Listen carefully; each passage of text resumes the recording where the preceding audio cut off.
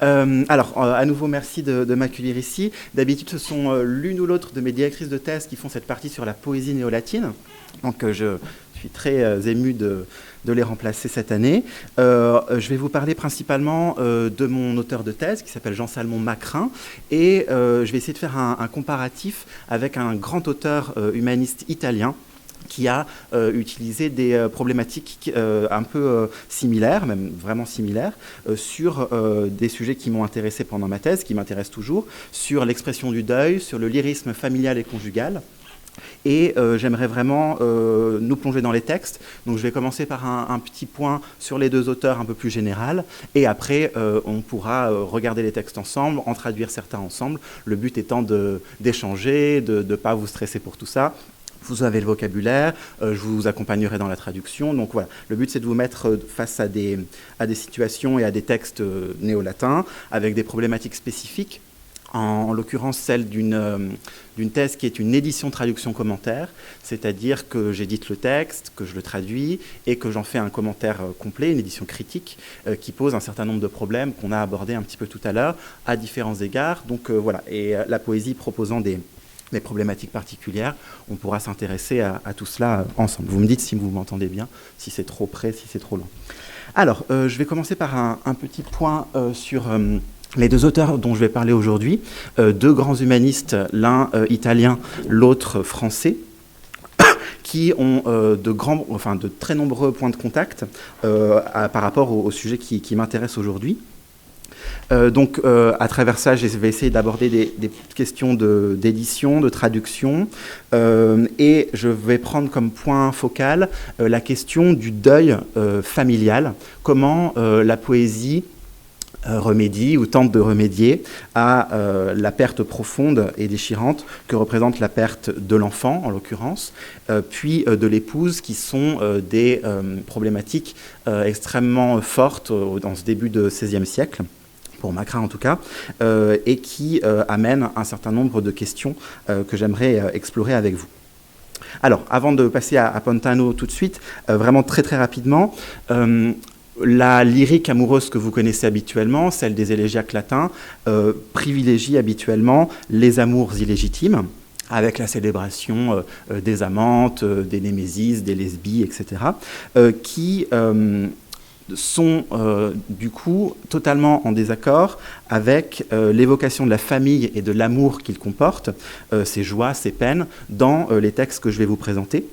Donc il y a vraiment une forme de renouveau de la célébration de l'amour, dans la perspective de cette célébration de l'amour. Au début du XVIe siècle, on a toute une série de controverses, de questions sur le statut du mariage, avec la réédition de textes, par exemple, les préceptes conjugaux de Plutarque, avec des textes d'Erasme, l'éloge du mariage en 1518, le mariage chrétien en 1526.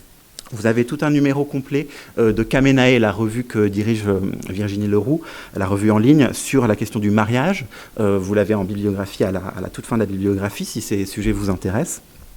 Et j'aimerais du coup vous montrer que si ces sujets ont été abordés, touchés du doigt dans des poèmes comme les poèmes d'exil d'Ovide, avec la mention de son épouse, comme dans des poèmes avec les Sylves de Stas, où on a par exemple des évocations de poèmes en l'honneur de la mort de jeunes enfants. C'est vraiment une nouveauté que va mettre en place Pontano et que va continuer, prolonger, approfondir Macrin quelques décennies plus tard. Alors, rentrons dans le vif du sujet. Donc, le premier humaniste que je veux vous présenter, c'est un éminent humaniste que vous connaissez tous, Giovanni Pontano, qui est né en 1429, qui est mort en 1503. Donc, il est né en Ombrie, pas très loin d'Assise, donc à Cerreto di Spoleto. Et il a eu un parcours assez classique, un maître en la personne de Antonio Peccadelli, dit le Panormitain ou le Panormite, qui va l'introduire à la cour de Naples un peu plus tard dans le temps. C'est en effet un proche du roi de Naples, Alphonse V d'Aragon, et puis de son fils. C'est vraiment dans cette cour napolitaine que Pontano va construire sa carrière poétique et politique. autant en tant que soldat, en tant que diplomate, que conseiller, que précepteur du futur Alphonse II, en tant que secrétaire d'État, et évidemment en tant que poète. Alors, je veux vous montrer quelques-unes de ses œuvres. Donc, l'édition qui fait autorité, c'est une édition posthume de 1505. Il y en a eu deux, une à Venise et une à Naples. Celle de Naples fait plus autorité dans la mesure où elle a été supervisée par un disciple de Pontano et par un ami poète, donc par Sumonte et Sanazzaro. L'édition vénitienne ayant considérablement augmenté le volume avec des textes de moindre autorité qui étaient plutôt dans les marges, si bien que si vous voulez vous référer à ces textes-là, c'est plus intéressant et plus scientifiquement correct de regarder du côté de l'édition napolitaine. Alors, on a vraiment un poète humaniste dans le plus beau sens du terme, avec une production très très diverse. Vous la voyez à l'écran. Donc, de la poésie scientifique avec des textes sur les questions météorologiques, les questions astronomiques, Urania Meteores. La poésie amoureuse dont je vais plutôt reparler, donc je la mets un peu de côté, donc des élégies diverses, je vous en présenterai 3-4 exemples marquants. La poésie funèbre, on aura évidemment l'occasion d'en reparler aussi, avec les tumuli, les tombeaux. Poésie religieuse, évidemment, peu d'auteurs de cette époque-là, peu de poètes y échappent, avec un texte en particulier, le De Laudibus Divinis, édité par Macrin lui-même, pour montrer qu'il y a vraiment une sorte de continuité, une sorte de... Il est un peu postérieur, évidemment. Macrin est né en 1490, mais il y a vraiment une admiration, une lecture de Pontano par Macrin. Des dialogues philosophiques, des traités moraux, philologiques. Il réfléchit à l'aspiration. Il a tout un traité sur le H, sur l'aspiration. Des nénis, un mot que vous allez souvent entendre pendant les 2 prochaines heures. On va y revenir. Chez Pontano, ça a le sens à la fois de berceuse et le sens de chant funèbre. Donc ça va nous intéresser à ces 2 titres-là. Des églogues, des endécasyllabes, donc des choses très très diverses. Pour ce qui est, j'ai mis 2 œuvres en avant parce qu'elles viennent de faire l'objet de thèses. Une en cours et une publiée en 2020, donc sur un traité un peu savant et didactique sur les agrumes, sur le jardin des Hespérides, qui a été traduit par Georges Tilly en 2020, et un camarade de l'école normale qui travaille sur le parthénopéen ou les amours, parthénopéen désignant le napolitain, qui est un des recueils de poésie élégiaque. J'aurai moins l'occasion de vous en parler, avec des figures habituelles de Puelae, donc Sinama et Fania en particulier. Moi, je vais vous parler évidemment plutôt de la partie conjugale avec son épouse. Donc l'importante édition, c'est ce que je vous disais, en 1505, et je vous conseille vraiment, ça peut être intéressant d'aller la voir. Je vous ai mis surtout des exemples de l'imprimé de chez Macrin, mais ça peut être aussi intéressant de voir la façon dont c'est imprimé. La page est beaucoup plus resserrée chez Macrin, alors qu'elle est plus étendue, le blanc autour des poèmes est beaucoup plus étendu chez Pontano, donc il y a vraiment des habitudes d'imprimeur qui peuvent être très très intéressantes à ce compte-là. Alors, les 3 œuvres de Pontano sur lesquelles je vais le plus m'appuyer, ce sont évidemment son traité De Amore Coniugali, sur l'amour conjugal. Il s'était effectivement marié en 1461 avec une italienne, une noble napolitaine qui s'appelle Adriana Sassone, qui est morte en 1490, on y reviendra, et avec laquelle il eut 4 enfants, 3 filles et un garçon, dont on traitera les poèmes de deuil dans un instant. L'Éridan, je le mentionne ici parce que c'est aussi important, l'Éridan est postérieur et traite d'une figure d'amante après la mort de l'épouse qui s'appelle Stella. On n'a pas réussi vraiment à savoir qui c'était, mais c'est intéressant quand même parce que dans 2 poèmes, celui qui ouvre et celui qui clôt le chant 2 de l'Éridan, on a une évocation par Pontano de son infidélité. Il s'excuse en quelque sorte, mais il dit que de toute façon, il est veuf, donc les lois du mariage ne le contraignent plus, en 2.1. Et en 2.32, on a un autre poème, on en a une bonne dizaine en total sur les différentes œuvres que je viens de vous citer, sur la mort de Lucio, le petit garçon qu'ils ont eu ensemble, et il s'adresse précisément à son épouse. Donc ce n'est pas un des textes que je vous ai cités, mais ça vous permettra de voir un peu la diversité. Et évidemment, on a toute une série de tumuli, donc ces tombeaux. Alors, c'est encore des choses que j'explore en ce moment, cette question de dénomination. Tombeau, je l'utiliserai plutôt dans le sens de recueil collectif en l'honneur d'une personne défunte, notamment une personne noble, un roi, une reine, un grand poète, un noble quelconque. Et ici, on a vraiment une cascade de tombeaux pour de nombreuses personnes, pour un autre grand poète qui est Marulle, néo-latin du Quattrocento, pour sa fille, Lucia, dont on reparlera, pour son fils, pour sa femme, et même il conclut le tout par un tumulus pour lui-même, où il raconte... il écrit sa propre épitaphe en quelque sorte, avec un dialogue assez courant entre un voyageur qui tombe sur la tombe, et, pour ainsi dire, et qui découvre la tombe de Pontal. Pour ce qui est de Macrin, j'essaie vraiment de vous donner les éléments importants pour qu'on puisse se plonger dans les textes ensuite. Macrin est un peu postérieur, donc 1490-1557. Il est originaire de Loudun, en France, et donc on trouvera souvent l'épithète de Iulio Dunensis, Louduné. Il a été surnommé l'Horace français dans la mesure où il a réintroduit en France un certain nombre de maîtres hérités de la lyrique éolienne, Alcée, Sappho, donc les strophes alcaïques, strophes saphiques, les glyconiens, toutes choses que j'ai appris à maîtriser à peu près, mais qui sont très intéressantes dans cette appropriation dans le renouveau humaniste. Il est l'auteur d'une quinzaine de recueils que vous avez en bibliographie sur la page 10, donc je ne m'y arrête pas particulièrement. Si vous y jetez simplement un coup d'œil, vous voyez qu'il y a des veines principales majeures qui sont assez frappantes. Une veine religieuse, c'est vraiment ses débuts, et même encore à la fin de son œuvre. Tiens, ce maramba, il faut que tu aies tout sous les yeux. Une veine religieuse, une attention toute particulière au Christ, à la Vierge Marie, quelque chose qu'on retrouvera à travers toute son œuvre, même un résumé de la vie de Jésus-Christ. La veine amoureuse, à partir de 1528, je vais y revenir, avec son mariage avec Guyonne, il va chanter son épouse dans chacun de ses recueils, même s'ils sont éminemment religieux. Il y aura toujours des poèmes ad Gelonidem, c'est le nom, j'y reviens dans un instant, qu'il lui a donné. Pas mal de poésie de circonstance.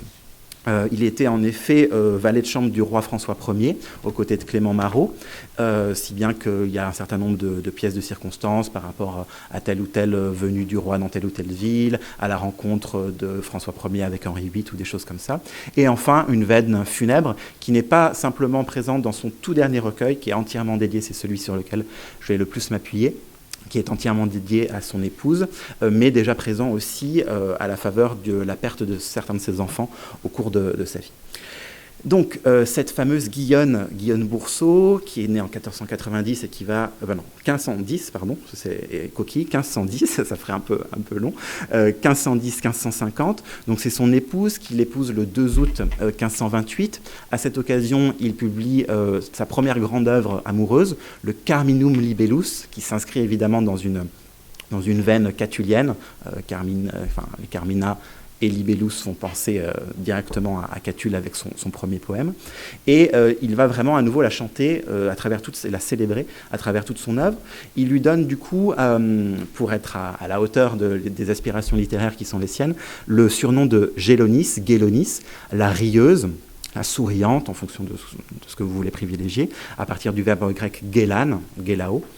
C'est ce dont je vais vous parler le plus aujourd'hui. Elle meurt le 14 juin 1550 d'une maladie pulmonaire, quelque chose comme la tuberculose. Ça va être l'occasion pour Macrin, en quelques mois, de publier un magnifique tombeau collectif, polyglotte, c'est-à-dire en latin, en grec et en français, pour son épouse. Et a priori, il faut encore que je confirme de manière absolue, mais c'est le premier tombeau collectif pour une personne dite privée, c'est-à-dire qui n'a aucun titre de noblesse, aucune activité littéraire particulière qui pourrait justifier cet élan littéraire. Donc je vais y revenir dans un instant. La plupart, 75% du recueil est de la main de Macrin, et le reste est dû à certaines grandes figures de la Renaissance, dont Joachim du Bellay, dont Jean Dorat, qui ont vraiment été partie prenante de cette célébration.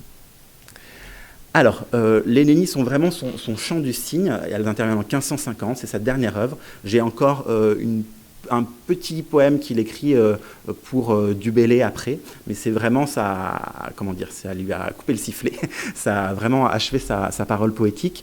C'est une œuvre donc quadripartite, 3 livres d'abord, que j'appelle les Naeniae. Je vais vous expliquer le distinguo que je fais entre Neni et Naeniae. C'est évidemment la traduction l'un de l'autre, mais j'essaie d'être un tout petit peu plus précis. Donc d'abord 3 livres de Naeniae qui sont écrits entièrement de la main de Macrin. Puis une partie collective, donc les poèmes de divers auteurs en latin, en grec et en français à propos de Gélonis. Donc c'est vraiment une œuvre qu'il fait dans l'élan du deuil, dans l'élan de la douleur. C'est publié, donc elle meurt en juin 50 et c'est publié, je n'ai pas la date exacte, mais avant la fin de l'année. Et dans la partie collective, comme je vous le disais, on a une vingtaine d'auteurs assez connus pour la plupart d'entre eux, en tout cas au moins quelques grands noms, donc Jean Dorat, Du Bellay, les plus connus, certainement Macrin lui-même, avec Adrien de Dreux, c'est le gendre, c'est l'époux de Guillaume, enfin, l'époux de la fille de Macrin, Suzanne. Des médecins humanistes comme Jacques Goupil, qu'on retrouvera, qui est un helléniste, on étudiera un de ses poèmes en néo-grec tout à l'heure, et d'autres grandes figures humanistes qui sont vraiment intéressantes et qui apportent leur pierre à cet ouvrage. Alors, ma thèse au départ consistait en l'édition, la traduction et le commentaire des Nénis. Alors, je fais précisément le petit distinguo que je vous disais tout à l'heure. C'est très explicite dans le titre que vous avez d'ailleurs, page 3, on y reviendra tout à l'heure. Les Naeniae sont les 3 premiers livres, ceux de la main de Macrin. L'extension que représente la partie collective ne reprend pas à son compte, en tout cas dans la présentation de l'imprimé, ce nom de Naeniae, même si elle constitue aussi ses chants funèbres. C'est pour ça que, par vraiment souci de distinguer les choses, quand je dis Naeniae, je désigne les 3 premiers livres écrits par Macrin, et quand je dis Neni, j'englobe le tout, dans la mesure où il y a vraiment une unité organique entre les 4 parties, le premier volet avec les 3 premiers livres et la dernière partie, puisqu'il y a un certain nombre de jeux d'écho en termes de thématiques, en termes d'autotraduction, en termes de rappel de motifs, Orphée et Eurydice, l'idée de la perpétuation du souvenir et de l'existence à travers une vie littéraire. C'est pourquoi voilà, je fais ce distinguo-là, mais c'est vraiment très important de voir ça comme un tout, c'est publié ensemble, d'une seule unité, et c'est vraiment important de le mettre en avant. Alors, mon travail d'exhumation de certains texte m'a permis de trouver l'unique exemplaire du tombeau qui a été adressé en l'honneur de Macrin, 1 an après sa mort, en 1558, donc le tombeau de Salon Macrin de Loudun, qui donc l'unique exemplaire se trouve à la bibliothèque Sainte-Geneviève à Paris, donc j'ai eu la chance de pouvoir le consulter, et j'ai décidé de l'intégrer. Alors au début c'était pensé comme une annexe, ça reste une forme d'annexe, mais plutôt comme un deuxième volet d'un diptyque, le tombeau de l'épouse, le tombeau du mari, avec des problématiques parallèles, similaires, dans la mesure où c'est aussi un tombeau collectif. On trouve les 3 langues, latin, grec et français. On trouve des thèmes similaires. À nouveau, Orphée et Eurydice, ce sont des figures prégnantes sur lesquelles j'aurai l'occasion de revenir. Et le dernier poème que je vous ai mis sur les deux photographies ici, c'est un poème de Sévol de Sainte-Marthe adressé au fils de Macrin. Donc il y a une forme de continuité dans ce travail de la famille qui, en quelque sorte, prend le flambeau de son père. Alors, pour ce qui est de Macrin lui-même, ai-je oublié des choses? Donc, les 2 parties. Si, je peux vous présenter un petit peu très rapidement pour vous montrer aussi le grand décalage qu'on a entre les 2 œuvres. L'œuvre écrite par Macrin pour son épouse, qui n'a, hélas pour elle, que le titre de gloire d'avoir Macrin pour époux, et Macrin, qui a pourtant été, de l'aveu de ses contemporains, la figure du poète néo-latin français la plus marquante.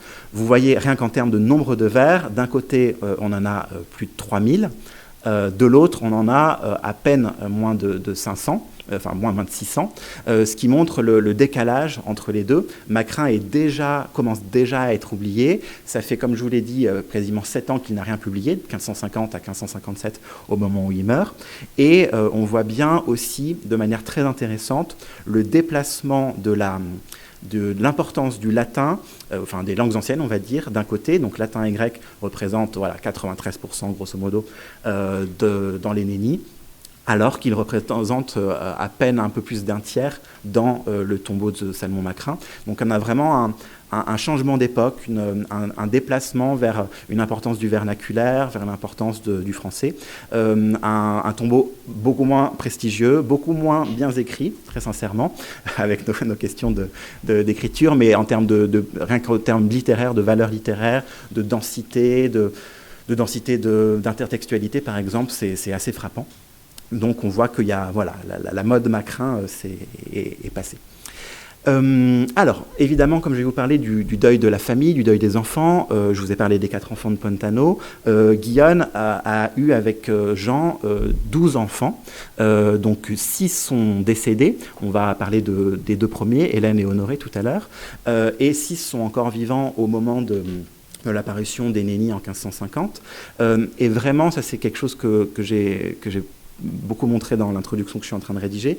On a une sorte de portrait de famille à travers les Nénis. C'est pas seulement un tombeau pour Guillaume, c'est aussi un tombeau pour Guillaume en tant que mère, en tant que matrone, comme matrona, qu'important pilier de la maison. Donc on a pour chacun des 6 enfants encore vivants des poèmes disséminés pour célébrer par exemple pour Camille, la ressemblance frappante qu'elle a avec sa mère, pour Timothée le flambeau, Charles aussi, le flambeau de son père avec la continuation de la vocation poétique. Donc c'est vraiment voilà, cette dimension du lyrisme conjugale qui s'étend en fait par logique et par agrandissement de l'amour conjugal se transpose en un lyrisme familial assez évocateur.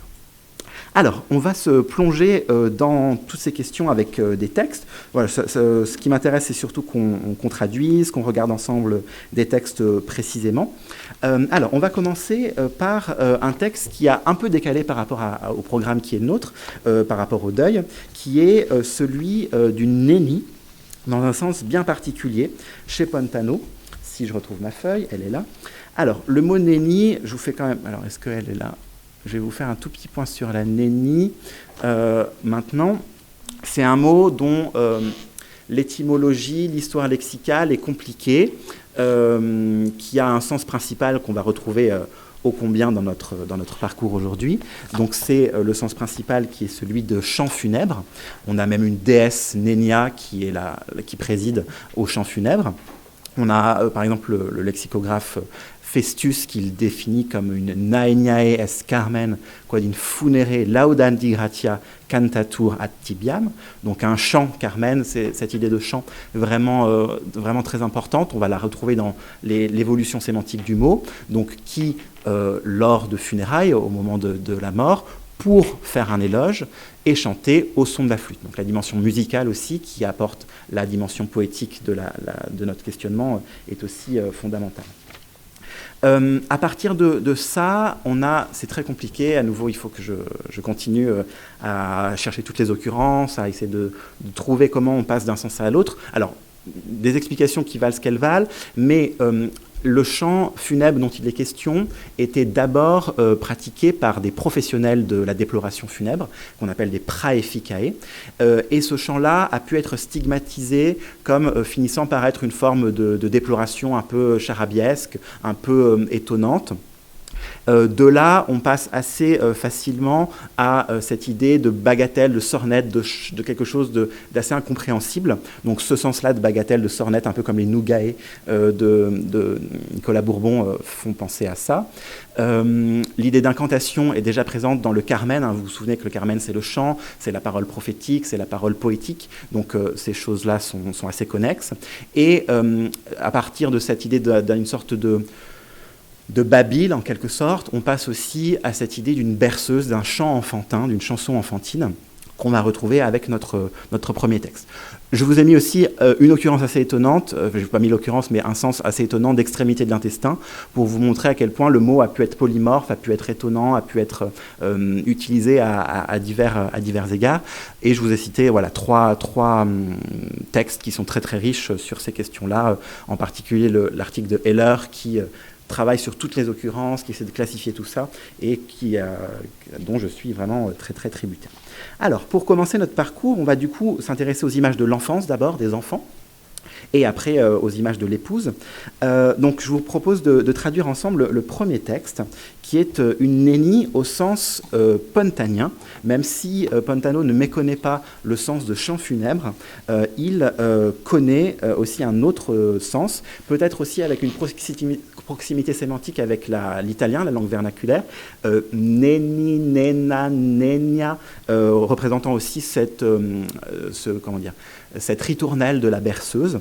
Donc, en l'occurrence, il s'agit du premier texte d'une série de 12 qui sont des berceuses qu'il propose pour endormir son fils, pour lui proposer de téter le sein de sa nourrice, et qui ont un sens évidemment un peu décalé, mais qui va nous proposer quelque chose d'un peu plus gai que le deuil tout d'abord très noir. Donc on va commencer par ça. Alors, qui se sent vous avez le vocabulaire pour ce texte-là, qui se sent de commencer, de travailler, plutôt que de vous désigner au début, je vous propose d'appeler les bonnes volontés, et après on fera un petit travail je pourrais vous désigner tranquillement. Alors, qui se sent, c'est vraiment, vous allez voir, c'est une forme de ritournelle, on retrouve toujours les mêmes mots, toujours les mêmes idées. Il ne faut pas avoir peur, l'idée c'est d'échanger et je vous guide. Alors, qui se sent de commencer? Oui, Lorraine, merci beaucoup.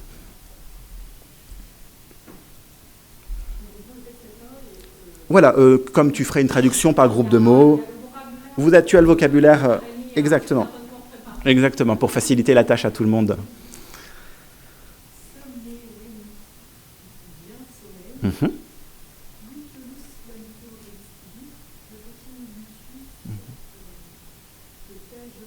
Très bien. Tout à fait. Alors tu fais le son ouvert, comme ça on va faire 2 vers par 2 vers. Mmh.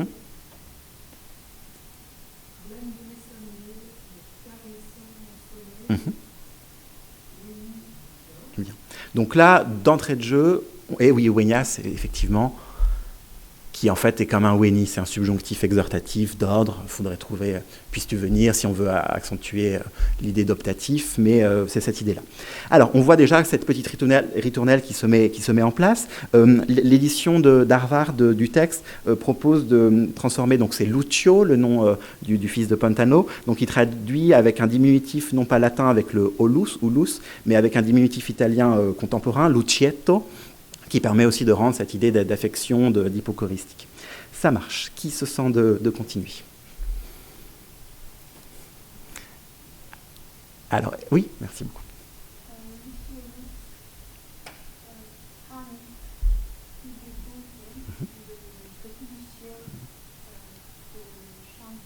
Mmh.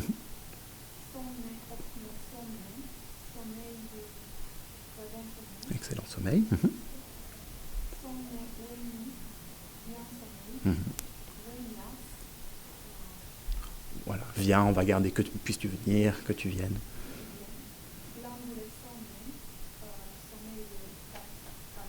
Mmh. Oui, on retrouve exactement le même vers avec cette ritournelle. Ça marche. Alors, est-ce qu'on commence à faire un par un pour, est-ce que, Davide, tu veux commencer? On fait le tour, si tu veux bien. Merci beaucoup.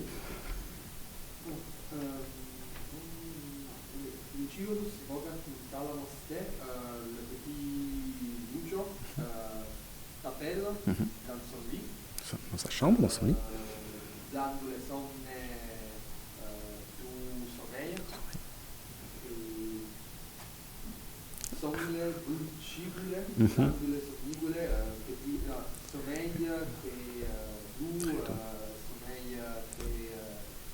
Très doux. Très doux. Donc là, vraiment, c'est une caractéristique de ce genre un peu mignard, un peu avec les diminutifs à foison, à gogo. Donc voilà, mon petit sommeil qui est tout simplement doux. On peut s'amuser aussi en français après à traduire comme ça, avec des suffixes en et, des petits mots doux, des choses comme ça, qui nous permettent de rendre cette idée-là. Très très bien. Merci. Mmh.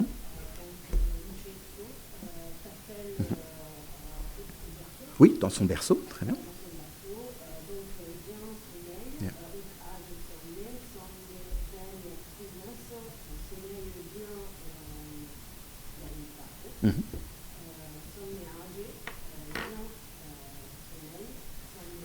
Voilà. Donc on retrouve, vous avez compris, on retrouve la même idée. Ça marche. Merci beaucoup. Pour la suite.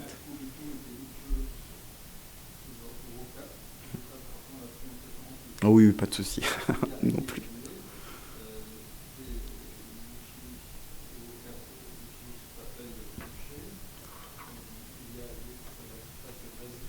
Oui, c'est ça, c'est cité là. Allez, allons donc, c'est une forme d'exhortation. Mhm.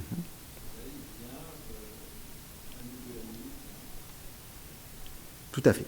Alors, akubitum, on peut le voir, à mon avis, de deux façons. Soit effectivement comme un participe enfin, qui porte sur T. À la rigueur, ça pourrait être presque un supin, vient te reposer aussi, qui le pousse à venir s'allonger en quelque sorte avec Lucius. Tout à fait.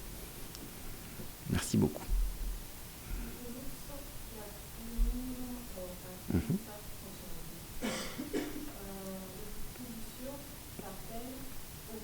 Mhm. Alors, instat, alors je n'ai pas mis instat, je me suis mordu les doigts après. L'idée, instare, c'est se placer au-dessus, donc ça peut être aussi pousser à, ça peut être un peu l'idée d'exhorter, ça peut être jusqu'à menacer, mais là, ça ne va pas. Donc, la traduction anglaise dit presser quelqu'un, pousser quelqu'un à faire quelque chose. Donc, il te presse de ses petits yeux doux. Très bien. Et après, bon, ouais.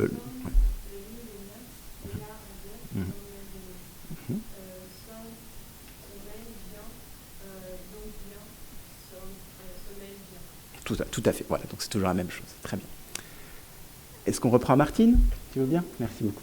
Donc, Lucius fait une tentative vocale, donc Lucius t'appelle oui, pour t'embrasser dans son train. Lui-même est d'accord. Et d'accord, fait signe de tête. Le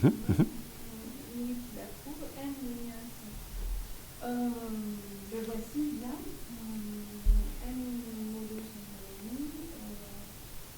Bien seulement sommeil. Bien seulement sommeil, tout à fait. Très très bien. Et le dernier, du coup, on passe. Tu as. Oui, merci beaucoup.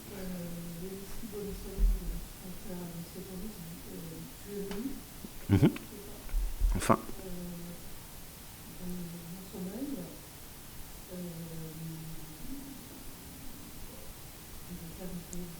Alors, après, on a une apposition, donc c'est toujours une apostrophe au vocatif, donc père avec un adjectif, almé, donc je crois que je vous l'ai donné, almé, nourricier, bienfaisant, tout à fait, du bon sommeil,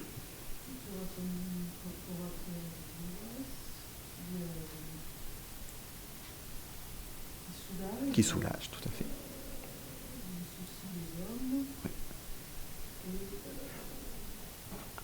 Alors, avec guerre, ça veut dire malade.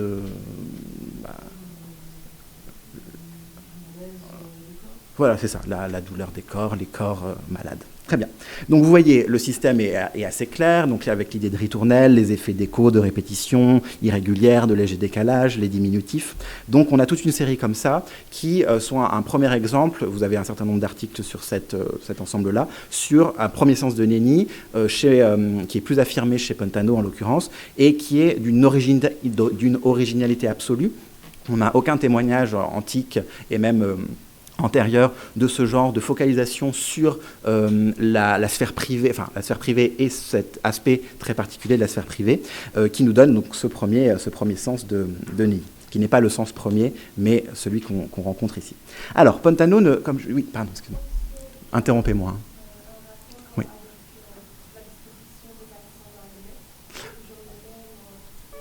Alors, je suis moins calé sur ces choses-là, mais effectivement, en plus, nos collègues italiens entendent beaucoup mieux la mélodie des paroles. Donc, je pense que oui, les structures métriques aident aussi. Je ne me suis pas penché dessus, mais effectivement, l'idée de ritournelle, c'est quelque chose qui est fait pour être mis en voix, évidemment, pour apaiser l'enfant. Donc, très clairement, la métrique compte, évidemment, en termes de scansion, d'appui, de rythme, etc. Donc, clairement, tous les efforts stylistiques sont mis pour faire de cette berceuse une vraie berceuse.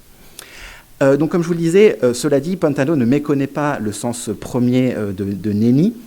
avec un petit extrait, donc je vous ai mis le vocabulaire, mais je vais vous le traduire. Donc là, on est évidemment dans un contexte tout autre, on est dans le de tumulus, donc la vision funèbre, l'importance du chant funèbre est évidemment beaucoup plus prononcée. Donc au tout début du chant 2, au tout premier vers, on a cette référence-là. Spargite aquam, donc répandez de l'eau, date tura focis, donnez de l'encens, jetez de l'encens dans le foyer, donc dans le feu du foyer, dans le feu. Verba lugubria, des paroles, donc lugubre, ça a un sens un peu trop fort en français, des paroles funestes, sonnent résonnent ad arras près des autels. Verba ferenda miseris modis, des paroles qui doivent être portées en des modes, de manière misérable, malheureuse, qui exprime la douleur. Tristior cantus, un chant assez triste, avec la valeur emphatique du comparatif. Iuvat lemures, plaie aux lémures. Donc les lémures, c'est une façon de désigner les âmes des morts, un peu comme les mânes. C'est une forme un peu plus forte parce que c'est les spectres, les revenants. Et iuvat ipsa naenia, et la nénie elle-même leur plaît. Emodulata, une nénie chantée, funereis sonis. Donc là, on a une sorte de redoublement avec les miseris modis en des sons funèbres, funestes, qui expriment le deuil. Donc voilà, c'est vraiment, il est très conscient du sens, c'est ce sens-là que va reprendre Macrin dans ses Naenia et à lui, et c'est pourquoi il faut aussi bien voir qu'il ne s'est pas cantonné aux berceuses. Alors, le texte d'après nous fait rentrer dans le vif du sujet avec un texte adressé à la fille de Pontano, Lucia, qui est morte vers 13 ans, et à laquelle on a, je vais vous mettre le texte en grand sous les yeux, ce sera encore plus simple, donc c'est ce que je viens de traduire. Donc on a à la fois une déploration du père, Pontanus pater ad sepulcrum queritur, et on a aussi une déploration de la mère. On y reviendra dans un instant, je ne vous l'ai pas mise dans l'exemplier.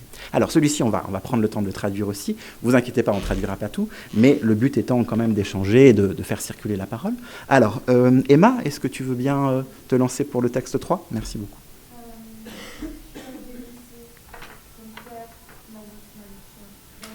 Mm-hmm.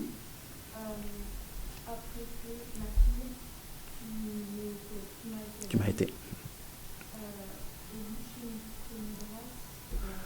Alors il faut un peu arracher de la lumière, enfin prise de la lumière vers les ténèbres. Donc passant de la lumière aux ténèbres. Enfin, après il faut trouver des petites chevilles pour ça.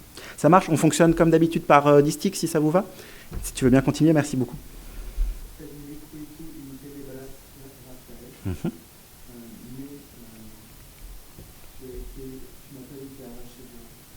Mm-hmm.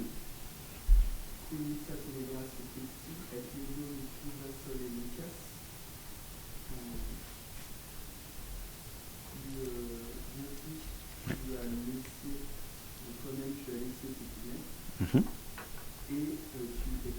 Très bien.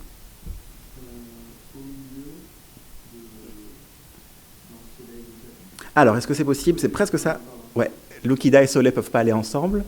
Donc, il faut simplement faire de Lucida. Voilà, toi qui es éclatante, c'est une apposition tout à fait.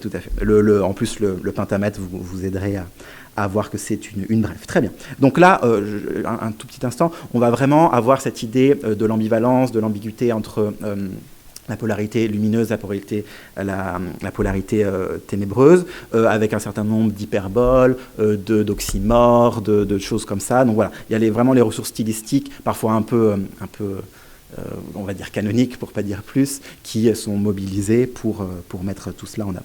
Ça marche. On reprend à Davidé, si tu veux bien. Merci beaucoup. Ou Smaranda, si tu veux participer. Non, je te laisse tranquille. Vas-y, David, comme tu veux. Très bien, à la fin, ça marche.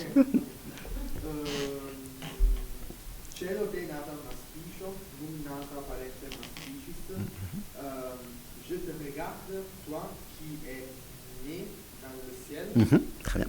Et, mais est-ce que tu regardes ton parent? Ton père, oui. Ton père, ou est-ce que tu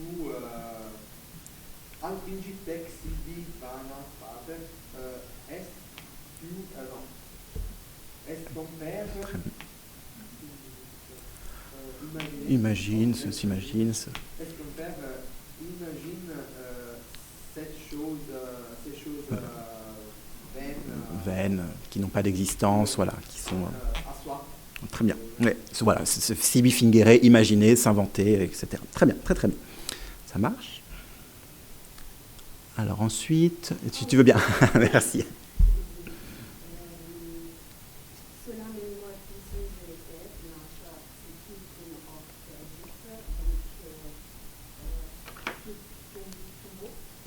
Oui, tombeau, ce sépulcre, tombeau.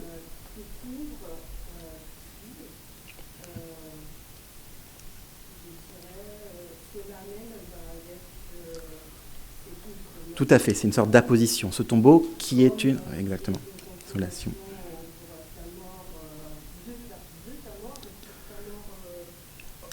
Peut-être c'est légèrement plus fluide en français, pour ta mort, la consolation pour quelque chose, de quelque chose, ça va aussi. Mm-hmm. Alors, c'est effectivement, ça donne le mot sens, mais c'est un peu plus fort, c'est l'idée de percevoir, de penser, d'avoir une... Voilà, d'exister en fait, de penser.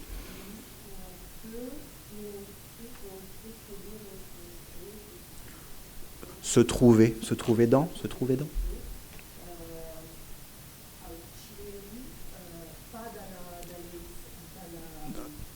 Les cendres, c'est ça. Donc voilà, là l'idée c'est qu'il se demande s'il va y avoir une réponse, évidemment, est-ce qu'il peut y avoir une lueur pas d'intelligence, mais de conscience dans les cendres, et évidemment, non, ça marche. Ensuite, si quoi t'amène, si vous voulez bien, merci. Ouais. Mmh. Alors, fi, effectivement, on a l'apostrophe. Après, on a d'abord la subordonnée. Alors, si quoi pour si aliquoi, et ça va porter avec pars. Donc, si quelques parties, c'est quelques parties. Ouais. Superat. Oui, c'est ça, reste. Demeure. Alors, fatere felicem, un tout petit peu délicat. Fatere, est-ce que vous reconnaissez la forme pour tout le monde, hein. Fatere, c'est donc fateor, et donc fatere, c'est un impératif. Avoue, donc confesse, et après ça se construit avec une proposition infinitive, donc il faut sous-entendre un T esse felicem. Avoue, être. Alors c'est, oui, avoue que tu es heureuse, puisqu'il reste à nouveau quelques sens de perception, de conscience en toi. Et après on a une explication, quod. Mm-hmm. C'est ça, tout à fait ça, c'est cette idée-là, tout à fait ça. Et après, on va avoir la situation de Lucia et la situation de Pontano, du coup. Mm-hmm.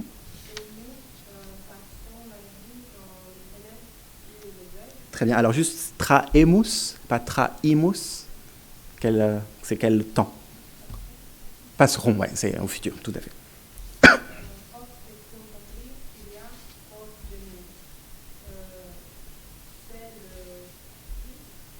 Le prix, la récompense, dans ce contexte-là. Tout à fait, qui t'a engendré. Engendré, c'est le terme le plus correct pour un père. Donc vous voyez ici, il y a quelque chose de fondamental qu'on va retrouver, c'est l'idée d'un appel au dialogue, d'une forme de volonté d'établir un dialogue qui va forcément être à sens unique, qui va forcément être déçu, qui est, comment dire, non pas simplement faillible, mais et non pas fautif, mais qui va forcément ne pas marcher. Alors on va avoir quand même quelques interventions, non pas tant des enfants que des épouses qui vont se mettre à parler, qui vont parler d'outre-tombe avec par exemple des épitaphes. Je vous montrerai quelques exemples tout à l'heure d'épitaphes où c'est l'épouse qui prend la parole et qui dit voyageur, tu découvres ma tombe, je suis l'épouse de Macrin, etc., etc. Donc voilà, cette idée d'un dialogue à sens unique, dont un peu de la parole perdue pour se rapprocher de l'être aimé est assez fondamentale. Alors, le texte suivant nous emmène du côté de Macrin, avec toujours la focale autour du deuil de l'enfant. Donc évidemment, on ne va pas retraduire tout le texte, vous avez la traduction. Donc, dans ce texte-là, il exploite, donc on est dans les hymnes, un important volume de 6 chants d'hymnes en 1537, si je ne m'abuse, qui a été traduit par Suzanne Guillet-Laburte, qui, à nouveau, est très religieux, mais qui va parsemer son corpus de poèmes pour l'épouse, de poèmes pour les enfants, soit pour fêter leur naissance, soit ici pour célébrer leur mort. Donc, Macrin, ici, invente une nymphe, Prasocride, qui donc est inventée avec deux racines gréco-latines, donc praso, pratum, le pré, et crides, cridem, ça vient de créner, la fontaine, donc la fontaine des prés. Et donc les deux enfants sont morts vers 1531-1532, et on a, c'est quelque chose qui est constant dans la poésie de Macrin, et qui va s'incarner tout à fait ici, cette espèce de bifocalisation, de superposition du mythe et de la réalité, de l'imagination et du réalisme, d'un père endeuillé qui va essayer de puiser dans les ressources mythologiques pour exprimer son deuil, pour exprimer toutes les afflictions qui sont les siennes, avec quelques éléments intéressants. Donc alors, la première partie donc, du vers 13 au vers 24 concerne le petit Honoré, Honora. D'ailleurs, moi je vous traduis par Honoré, j'ai vu que je viens de m'apercevoir que Suzanne traduit par Honora, mais peu importe. Donc c'était leur deuxième enfant. Évidemment, à l'époque, la mortalité infantile était beaucoup plus élevée. Alors, dans ce passage-là, je ne vais pas m'arrêter très longtemps. J'aimerais juste vous attirer l'attention sur une figure qui va revenir à travers toute l'œuvre de Macrin par rapport à la poésie funèbre, qui est celle de la parque, que vous avez au vers 23.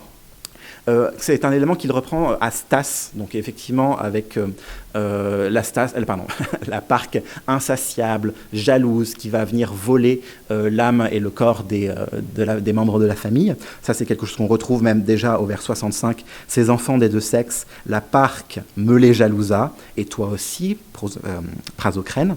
Donc on a vraiment des figures mythologiques qui sont là. C'est pas simplement des allusions, c'est pas pour montrer sa culture, c'est pour incarner de manière littéraire la douleur et pour l'exprimer. On a aussi une superposition particulièrement intéressante dans les Nénis entre un monde mythologique, païen, gréco-latin, qui est évidemment le fruit de toute la culture humaniste de Macrin, et un monde religieux. On verra vers la fin de mon exposé, j'aimerais vous montrer ça assez rapidement, à quel point Macrin est à la frontière entre les deux et joue même un peu avec le feu au niveau du christianisme par rapport à la façon dont il va faire l'éloge de son épouse. Alors, on a un certain nombre de topoi et autre élément que je voulais vous mettre en avant, regardez au vers 71, on a la figure de Niobé, donc Niobé et les Niobides, donc c'est cette femme qui s'est vantée d'avoir plus d'enfants que Leto, la mère d'Apollon et d'Artémis, cette fille, et qui verra ses enfants tués sous ses yeux par les deux jumeaux mythologiques, divins. Je vous présente ça et je vous pointe ça du doigt parce que cette figure de Niobé, qui ici est reprise, donc cependant, tandis que consternée pleure la mère, tandis qu'elle vit la longue souffrance de la femme privée de ses petits et souhaite être métamorphosée en rocher comme Niobé. Donc dans les métamorphoses d'Ovide, on retrouve Niobé qui est transformé en rocher avec ses larmes qui coulent. Là, donc c'est la mère, c'est Guillaume qui est concernée. Et un peu plus loin, on trouvera cette référence mythologique pour Macrin lui-même. Ça, c'est quelque chose que j'essaie de montrer aussi. Il y a une sorte de frontière franchie entre les genres, des figures masculines qui vont être utilisées pour parler de la mère, et inversement. Deux exemples très très significatifs à mon avis.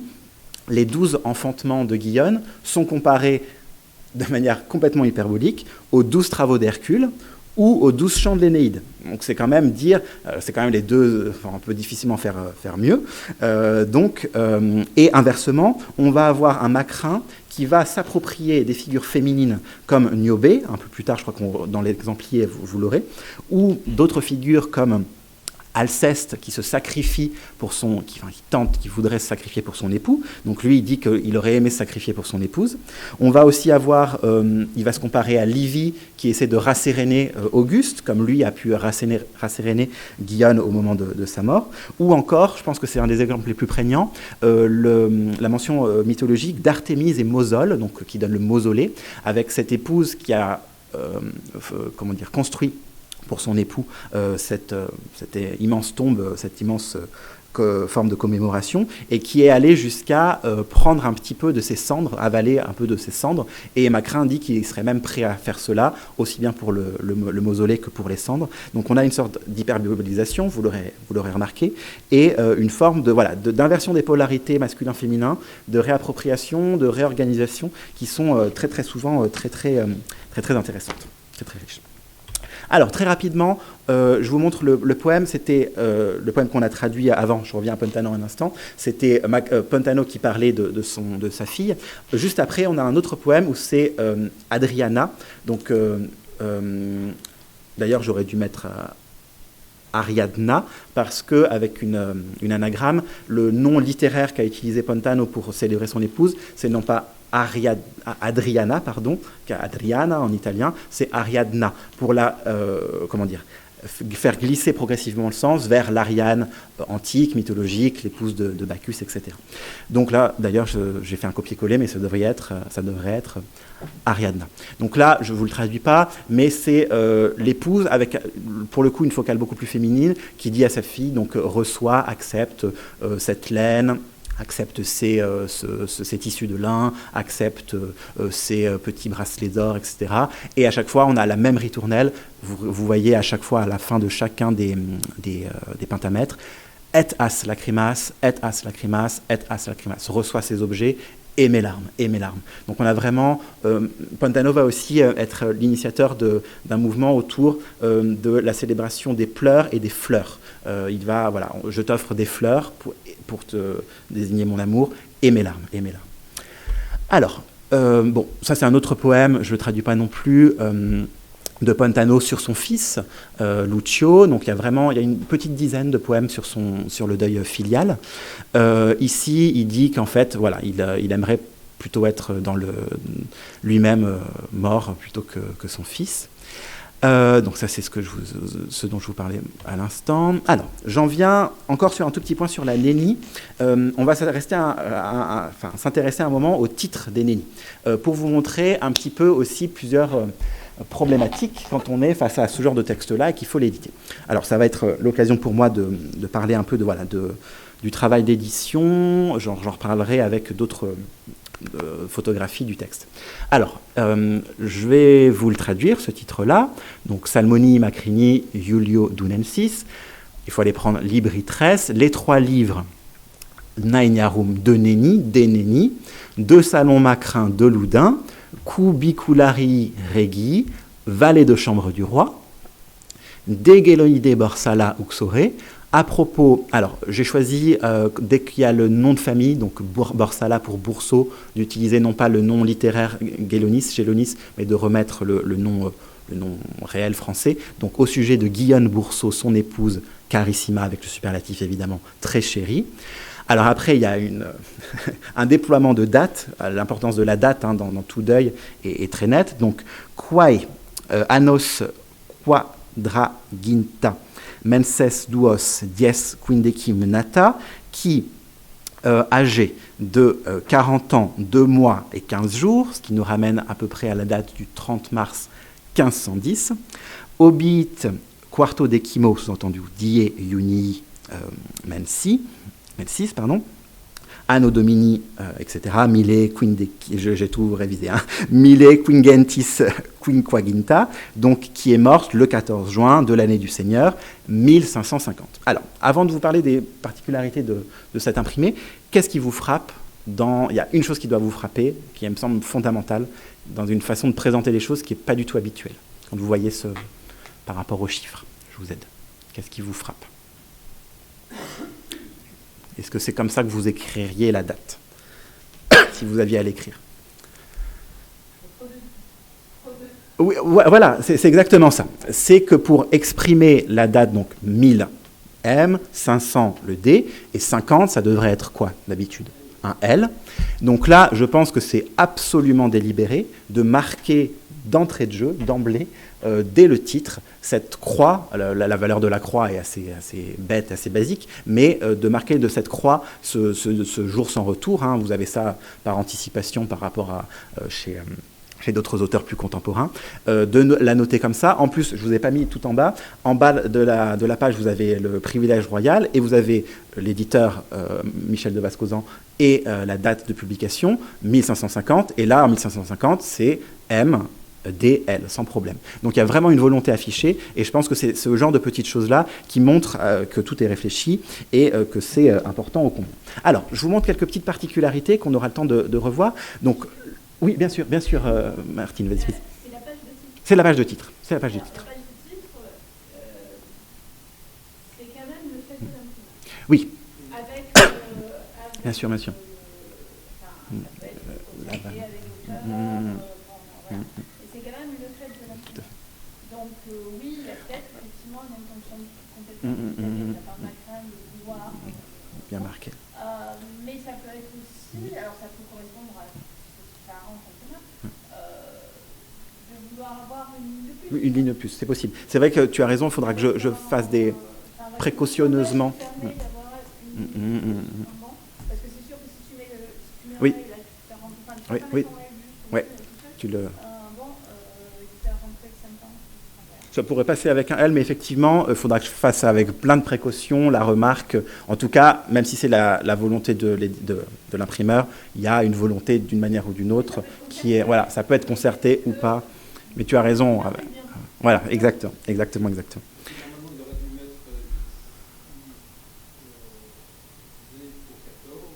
Oui, en plus, tout à fait, en plus. Ça, c'est à la rigueur plus courant. 4 bâtons pour un 4, c'est un peu plus courant qu'un 50 avec 4X, 5X. De casque disponible. Tout à fait. Le nombre de X qu'il a dans son réservoir. Oui. Il a plus.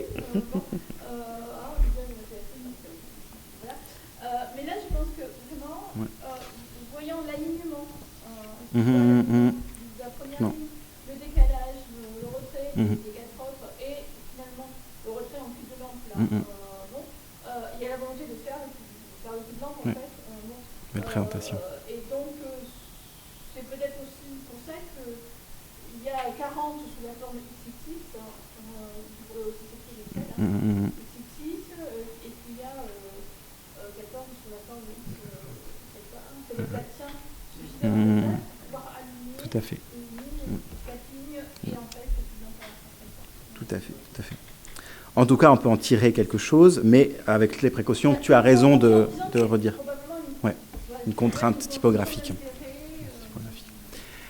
Alors, je pointe du doigt quelques particularités qu'on reverra dans un instant avec un autre texte. Donc, les II finaux ou pas finaux d'ailleurs, avec un I puis un J, très très courant. La ligature AE qui n'est pas dissimulée comme on peut le faire.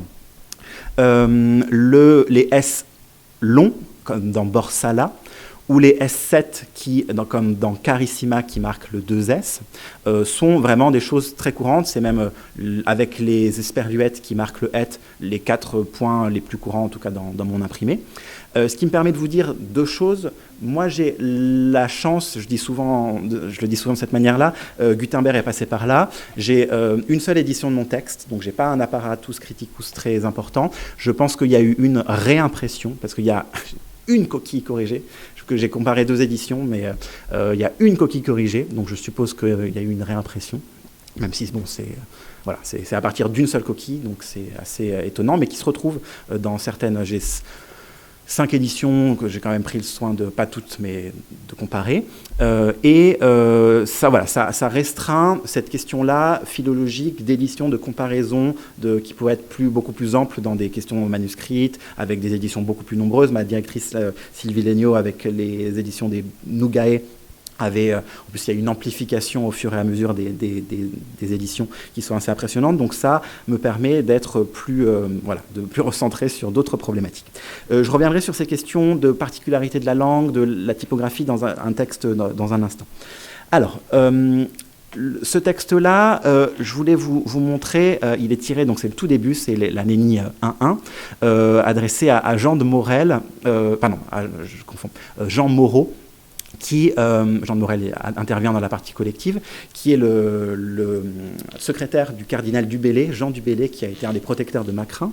Et c'est chez lui qu'il était au moment où il a appris que Guyane était décédé. Ce texte-là, je vous l'ai mis parce que le mot nenni apparaît sous la plume de Macrin, et c'est intéressant à cet égard. Donc, très rapidement. Du temps injurieux, ses honneurs craignent et l'oubli et la souillure et la rouille, le vent, la pluie ou le grand âge leur ôteront leur beauté et leur gloire. Ce sont à la fois les Piérides du poète de Cos, sûrement Philétas, un élégiaque, dont on a perdu la majorité de l'œuvre, et des nennis rédigés en vers funèbres qui le permettront, pour que par la suite la lyre, résonnant doucement, sur ses cordes frappées, les fasse chanter à nouveau. Donc il y a vraiment cette idée, donc la prégnance de l'écriture. Je pense qu'avant même Tristi, je voudrais pointer du doigt l'idée de scriptae, l'idée de prolonger, de perpétuer l'existence à travers l'écriture.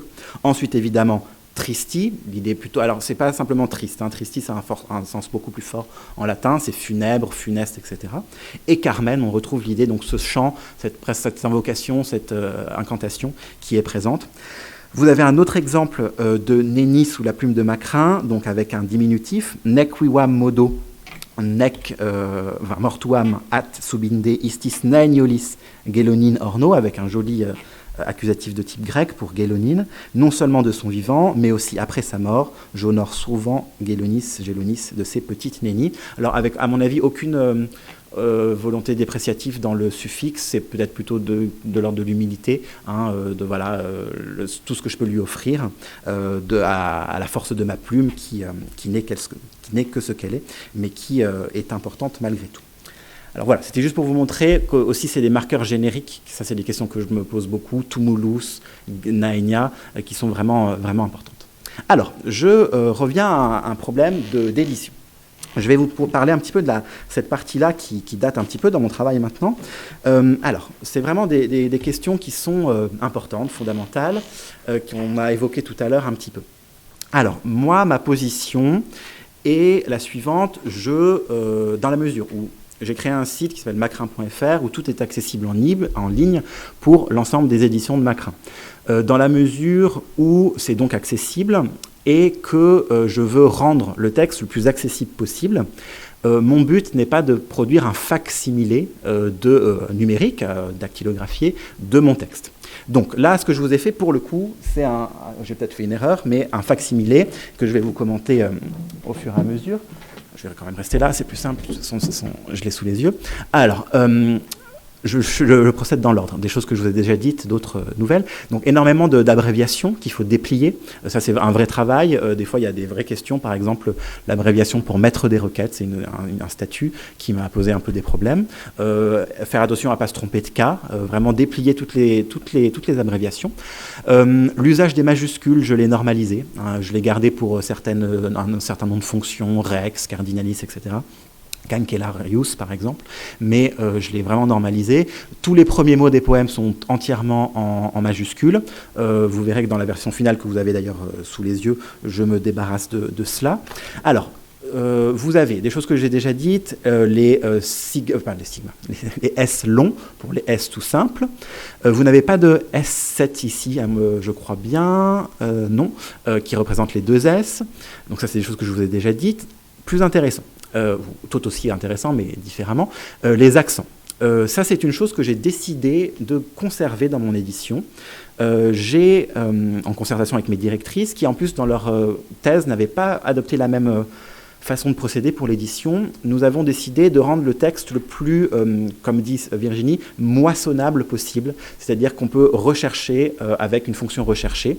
Et ce qui est très pratique avec un PDF, par exemple, c'est que, effectivement, avec des choses comme S7, on ne pourrait pas retrouver facilement si on a, je ne sais pas moi, Messis avec deux S, on ne pourrait pas le retrouver très très facilement, alors que les accents dans un PDF ne gênent pas la recherche. Si vous mettez Totque sans accent, sans l'accent d'enclise que vous avez à Totque au vers 3 ici, vous tombez sur le mot. Donc les accents qui, à mon avis, font partie des orthographica qui donnent du sens, qui font sens, qui sont importants. Je vous en montre un qui me semble vraiment très important. Alors, ah non, il n'est pas là, excusez-moi. Et dans un autre texte, les accents d'enclise ne sont pas les plus importants. Le que, on le repère assez bien. Même eku, ba et we, avec le we Pour well, on le reconnaît assez bien. Mais par exemple, vous allez avoir des formes avec des circonflexes, minuere, pour montrer que ce n'est pas une brève, donc l'infinitif présent, mais une forme syncopée, ou en tout cas alternative, pour minuerunt au parfait.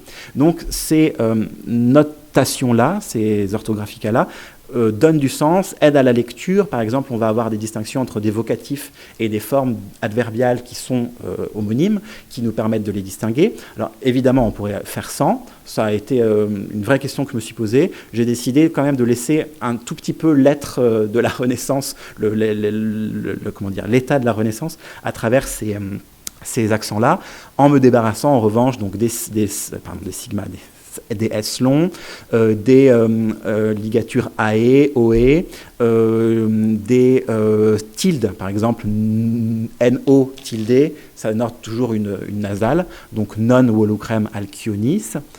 Quoi d'autre Là, dans l'exemple, c'est ces choses-là que vous avez. Alors, effectivement, c'est toujours ce qu'on disait tout à l'heure, des questions d'édition, en fait, de choix éditoriaux. Virginie avait fait les mêmes choix.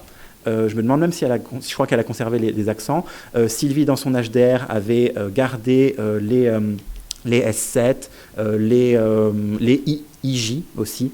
Donc, c'est des vrais choix. Moi, dans la mesure où tout est disponible en ligne en termes de numérisation, où j'espère un jour, d'ici 10 ans, j'aimerais que soit en ligne, de manière en HTML et éventuellement de manière encodée, l'ensemble des textes de mon auteur. Donc, sûrement dans une version très proche de ce que vous avez là, donc vraiment, pour le coup, facsimilé, dactylographié, et une version que vous avez ici, à nouveau, l'idée n'est pas de rendre plus propre, mais plus aisément transposable, utilisable dans un article, dans une production scientifique. Je ne me suis pas fait un problème de faire des vrais choix éditoriaux et de travailler là-dessus. Donc voilà, à nouveau, c'est des questions, on peut en discuter, mais c'est intéressant. Alors, ce texte-là, je regarde l'heure quand même, on ne va pas le traduire, mais je vous pointe juste du doigt au vers 5, donc je vous traduis très rapidement. « S'il te plaît de lire ces vers rythmés, Michel, qu'a composé ton poète et protégé, tu y trouveras tant de petites nénies, c'est une autre occurrence du mot nénie, tant de plaintes de sa part sur sa défunte épouse, tant de larmes que je m'étonne que ce poète ne se soit changé ni en rocher comme Niobé, ni en aulne comme les Héliades, etc. » Donc c'était pour vous montrer à nouveau ce que je vous disais tout à l'heure. On utilise la figure de Niobé féminine pour parler de Macrin, avec cette frontière par rapport au genre assez intéressante. Alors, on va peut-être prendre quand même le temps de traduire encore un tout petit peu la référence. Je finis de lire le texte du coup, ou encore qu'il ne soit pas devenu un chien comme Écube, bien que le doux Macrin se fût abstenu de tous les outrages de la rage. À mon avis, Gélonis est heureuse d'un pareil héros, ce que le Macédonien avait dit auparavant au sujet du chef Phthien. Alors, ces deux périphrases, qui désignent Alexandre d'un côté et Achille de l'autre, sont une référence à un plaidoyer de Cicéron. Donc on va le traduire, je ne sais plus exactement où on était. Lorraine, tu avais traduit, c'était à toi, je crois. Oui, est-ce que tu veux bien? Merci beaucoup. Donc là, on passe à la prose. C'est le texte 9. Oui, oui.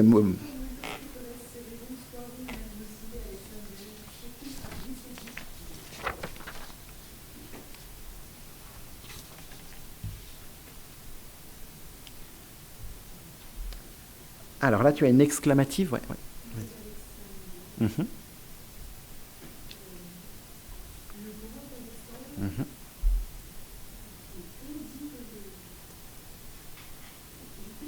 Oui, sans souci, vas-y. Mm-hmm.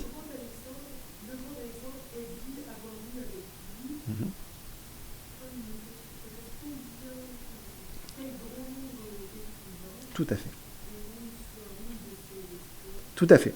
Et après, tu en refais une proposition exclamative. Combien furent nombreux les écrivains célébrant ces exploits.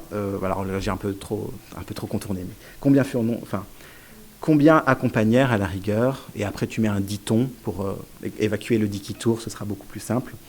Combien nombreux furent les historiens des exploits d'Alexandre qui luttent avec lui. Voilà, c'est pour retourner un peu la phrase dit-on, selon la tradition. Ça marche? Martine, si tu veux bien.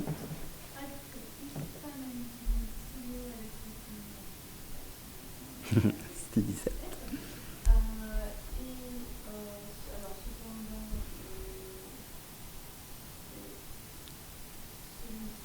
Mhm. alors qu'il soutenait assiégé auprès de l'éléphant. Tout à fait, tout à fait. Donc il a dit opportunité à l'esclave, au heureux jeune homme, Mhm. puis soyez officiellement avec la nouvelle qui a trouvé ce héros Mhm. de ta vertu, qui a trouvé Homère Comme héros de ta vertu. vertu, Oui. Et il avait raison. Très bien. Et la dernière phrase?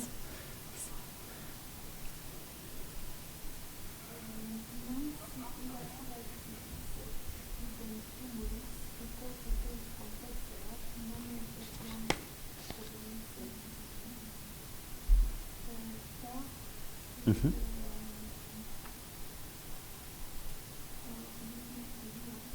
Si l'Iliade, c'est une des deux épopées d'Homère.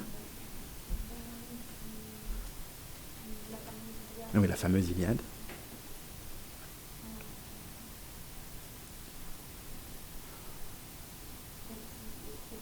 Oui, n'avait pas existé, n'avait pas été écrite en fait, c'est cette idée-là. Mhm. Mhm.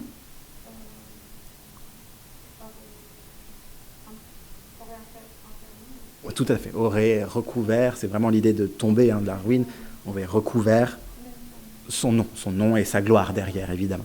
Donc là, vraiment, vous avez typiquement le type d'enjeux mémoriels, monumentaux, au sens le plus littéral du texte, avec cette idée de trésoracienne, monumentum, etc., de la perpétuation du souvenir, de la mémoire, de l'existence à travers l'existence littéraire. Ça, c'est un motif qui revient chez Pontano un petit peu et encore plus chez Macrin, de manière vraiment, vraiment évidente.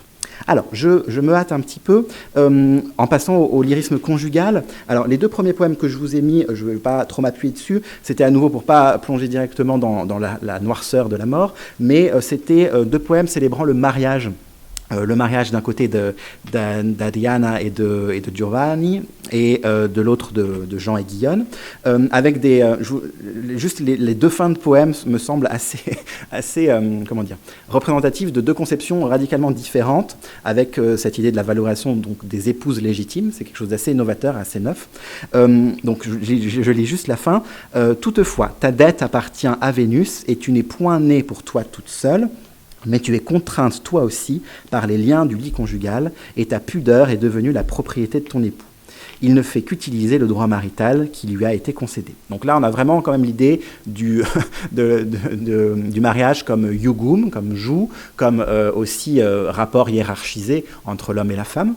Alors que Macrin, c'est certainement pas pour dire que Macrin est exempt de cette pensée-là, mais Macrin portera toujours beaucoup plus d'emphase sur l'amour, sur la tendresse, sur vraiment une forme d'union qu'on reverra de manière assez fulgurante dans quelques instants. Donc la fin du poème de Macrin, c'est une longue phrase en fait, nananana, et je vous lis juste la consécutive, si bien que si je désirais brûler avec plus d'ardeur et de constance et t'aimer encore davantage, je m'épuiserai misérablement dans ce souhait insensé, sans pouvoir cependant atteindre le but de mon désir. Donc il y avait la relation de l'épouse soumise au mari, alors que là c'est vraiment l'époux qui est tout entier, même si évidemment il faut mettre beaucoup de nuances à tout ça, tout entier tourné vers l'amour de l'épouse. Alors, pour passer au cœur de mon propos sur la page 6, avec la mise en souvenir et la mise en louange de l'épouse défunte, je voulais vous montrer aussi l'ambivalence constante entre l'idée de mort et de vie, qui est très très bien mise en avant. Par exemple, là je ne vais pas détailler, au vers 6, vous avez ce magnifique oxymore, mi mortua vivis. Donc, et après, vous voyez, vous pouvez parcourir les vers suivants, on a une anaphore, une cascade de wiwa, wiwa, wiwa, wiwa, wiwa, avec l'idée qu'il représente, l'idée à nouveau littéraire de représentation, de montrer l'importance de la femme au foyer, de la femme mère, de la femme épouse, pilier du foyer. Ça, c'est vraiment quelque chose de fondamental chez nos deux auteurs. Et l'idée vraiment de la faire être à travers les poèmes. L'idée de la matrona aussi, dont je vous parlais tout à l'heure, est encore plus forte chez Macrin. Alors, j'aimerais qu'on prenne le temps de traduire le texte 13 ensemble. C'est un petit bijou de stylistique et de rhétorique. C'est un moment où Macrin fait parler la Seine, le fleuve qui traverse Paris, qui va faire l'éloge de Guillaume, de Gélonis. Et juste après, Macrin va égrener tous les grands noms à qui il a demandé un poème. Donc il aura reçu, comme vous le savez, des poèmes de Du Bellay. Il n'aura pas eu la chance, je pense qu'il y a eu c'est vraiment un questionnement, la chance d'avoir un poème de Ronsard ou de Bourbon. Ils n'étaient peut-être pas là au bon moment, il y avait peut-être des tensions, ça c'est des choses qu'il faut encore que j'explore. On a un poème d'une femme, Antoinette de Louanne, qui est l'épouse d'un autre humaniste, Jean de Morel, dont je vous parlais tout à l'heure. Et alors, on va d'abord traduire ça, et après, je vous parlerai de quelque chose d'assez important. Alors, on reprend ici, ouais, merci beaucoup, Extinctam Macrini. J'ai bien mis le vocabulaire, oui. Tout à fait, tout à fait. Out crédit.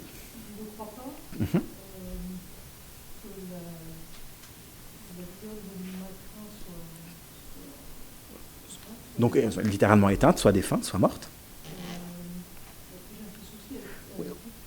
Alors, Victuram, alors c'est le mot le plus important, je vous aide un peu.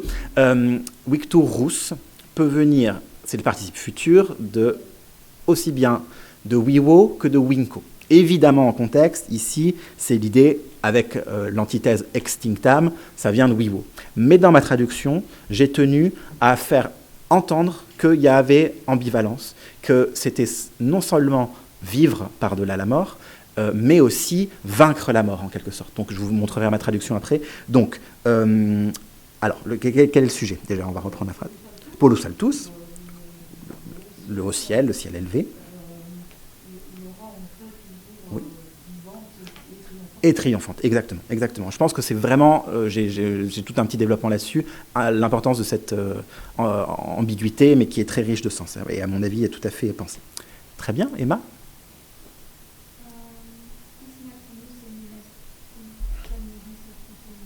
Mm-hmm. Mm-hmm.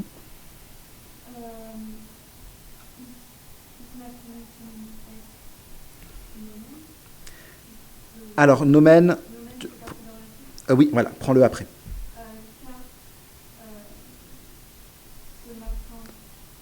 Ouais. Et celui qui, ouais, très bien.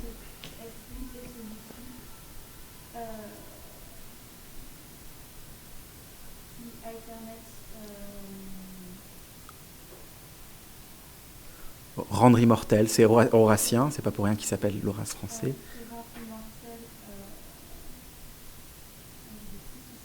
Oui, alors effectivement, c'est comme chez Horace, parfois les mots sont un peu n'importe. Alors prends déjà, donc qui rend immortel, qu'est-ce qui rend immortel? Prends ton TCOD. Mm-hmm. Exactement, donc son nom ou son renom, comme tout à l'heure. Ça donne quoi en français? Castar, castus. Chaste. Mm-hmm. Et alors, fax, c'est une métaphore courante, c'est la torche, qui, soit ça peut être la torche funèbre, soit ça peut être la torche nuptiale, donc là, ça symbolise le mariage, évidemment. Et leur chaste mariage, je pense que là, il faut passer le pas.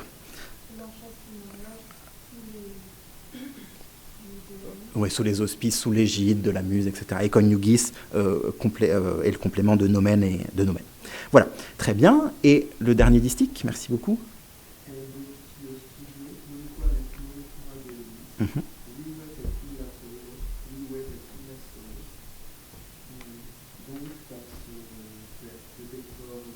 Mm-hmm.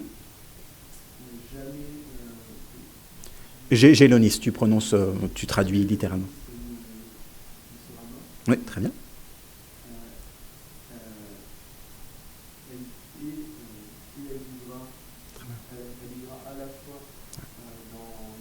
le ciel. Ouais, sur terre, par justement la voix de son époux. Je voulais vous montrer. Voilà, donc ne crois pas qu'elle soit morte, la Gélonis de Macrin, car le ciel élevé l'accueille, à jamais vivante et victorieuse. C'est en effet ce Macrin qui, sous l'égide de sa muse, est apte à Ethernet est un subjonctif, donc consécutif, est apte à rendre immortel le renom de son épouse et leur chaste mariage à tous les deux. Aussi, grâce à son zèle plein de piété, jamais ne mourra Gélonis, car elle vivra au ciel, car elle vivra sur terre. Avec, voilà, stylistiquement, c'est assez réussi. Donc il y a vraiment l'idée de la perpétuation, l'ambivalence, donc vie-mort, lumière-ténèbres, et l'ambivalence aussi morte charnellement, en quelque sorte, et vivante littérairement. Ça, c'est vraiment aussi quelque chose d'assez prégnant. Oui. Donc là, comme c'est pas une évidence, c'est très clairement un endroit où j'ai mis une note pour expliquer qu'en latin, il y a une homonymie, une ambivalence, et qu'il me semble qu'elle est, à nouveau, l'intentionnalité des auteurs, c'est compliqué, mais moi, en tout cas, je veux y voir quelque chose, et j'explicite, et l'intérêt de mettre des notes, c'est de pouvoir s'expliquer un petit peu et se justifier sa position, évidemment. Mais en effet, un seul mot et les deux traductions. Alors, je devrais pouvoir finir dans les temps. Alors, dans le grand 4, je voulais vous montrer un exemple particulier, avec une petite référence pour vous faire penser à autre chose au fur et à mesure. Mon amour, je t'ai vu au beau milieu d'un rêve, avec un topos littéraire qui est celui de la venue, en l'occurrence de l'épouse, dans les rêves pour venir visiter, en quelque sorte, une sorte de visitation, son époux. Et c'est quelque chose qu'on trouve aussi bien chez Pontano que chez Macrin, c'est précisément ce qui m'a intéressé. Alors, Virginie Leroux, donc une de mes deux directrices, est spécialiste du sommeil dans l'Antiquité, et puis jusqu'à la Renaissance, évidemment. Elle a pointé du doigt le fait que c'est des choses qui existent déjà de manière un peu plus embryonnaire, clairement plus embryonnaire. Par exemple, chez, à nouveau, Admète et Alceste, dans la tragédie d'Euripide, où Alceste s'imagine, Admète, l'époux, s'imagine le retour de son épouse qui s'est sacrifiée pour lui dans ses rêves. On a aussi l'imago de Créuse au chant 2 de l'Énéide, qui vient visiter son époux, ou encore chez Properce Cornélie qui espère que là pour le coup son époux viendra la visiter. Et c'est typiquement le genre de réétablissement d'un dialogue, c'est ce que je vous disais tout à l'heure, hein, le dialogue qui est voué à être à sens unique évidemment, mais le réétablissement d'une forme de dialogue, d'échange. À nouveau, c'est assez intéressant parce que dans les exemples, il y a un exemple beaucoup plus long que je ne vous ai pas mis là, il y a très peu de discours direct. En fait, l'épouse ne va pas tant prendre la parole, elle va apparaître. Je pense que dans au moins un des poèmes chez Macrin, j'ai un doute, mais elle va prendre la parole, mais c'est à nouveau pas l'enjeu, pour montrer à nouveau qu'il y a toujours, c'est toujours bancal cette recherche de dialogue. Alors, ça commence très tôt, oui, voilà, exactement, avec la présence, même Patrocle qui va voir Achille. Exactement. C'est une longue tradition, là, qui est vraiment incarnée avec quelque chose de très spécifique, le lyrisme conjugal. Alors, c'est le dernier texte qu'on va traduire, et après, je parlerai plus moi. Le texte de Pontano, alors, juste pour vous montrer aussi, là, j'ai fait la photographie, la capture d'écran du recueil de 1505, pour vous montrer qu'il y a des similitudes et des choses assez différentes. La présentation n'est pas du tout la même, et beaucoup plus resserrée, beaucoup plus de blanc dans l'édition vénitienne.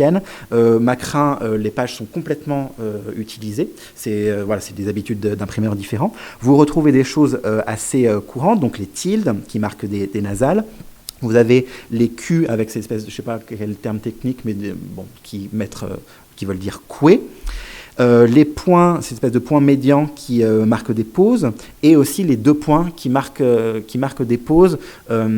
La méthode que j'ai suivie, c'est moi d'harmoniser entre le texte latin et la traduction. Donc je fais une ponctuation qui a du sens en français dans ma traduction, et après je la recolle en quelque sorte sur le latin. À nouveau, c'est des choix. Virginie est plutôt dans la mouvance de dire on garde la ponctuation comme elle est.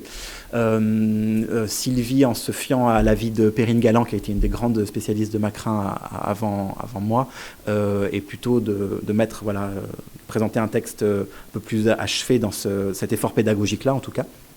Donc là, vous voyez des similitudes et des choses un peu différentes. Donc dans ce poème, on va retrouver ces hyperboles, ces oxymores qui sont vraiment très, très, très, très marqués et marquants. Alors, on reprend à Smaranda, si tu veux bien. Merci beaucoup.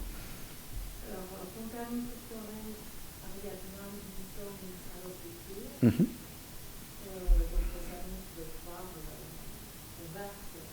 Mm-hmm. Mm-hmm. Mm-hmm.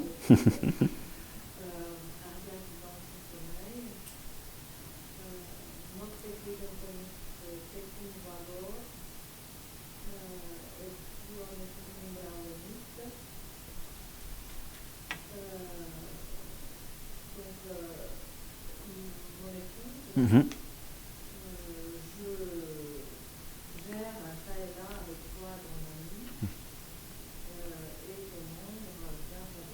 Mm-hmm.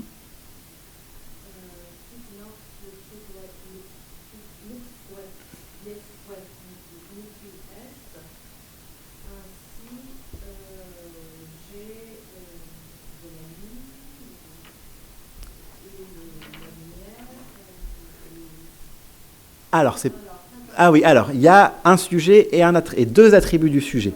Donc, c'est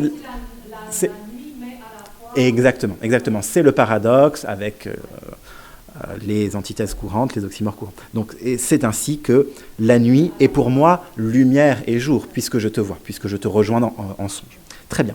David, pour la suite.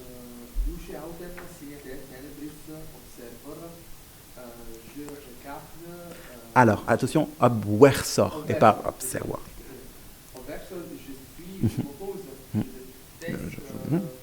Je me trouve.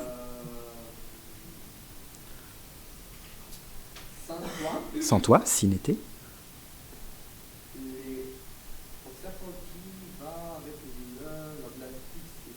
Ouais. C'est ça, je me trouve dans les ténèbres sans toi. Et le looké, en fait, il faut le mettre en relation avec le nocté, durant la nuit, durant le jour. Durant le jour, sans toi, je me retrouve dans les ténèbres. Et moi, je suis. Il faut le joindre avec la cyclux. Tu peux traduire là, ça forme un tout, ça marche ensemble. Et moi, je suis sans moi. Sans moi, c'est ça. Tellement il l'aime, c'est une autre partie de lui-même, donc il est sans lui. Tout à fait. Cyclux nox tenebraeque nihil est. Et du coup, de cette façon, la lumière oui. Et le jour, la lumière. Et la nuit et les ténèbres sont à moi. Alors presque, c'est presque ça. Et ainsi, le jour ou la lumière du jour sont pour moi nuits et ténèbres. C'est l'inverse du distique précédent. C'est la contraposée, toujours ce même paradoxe. Très bien. Et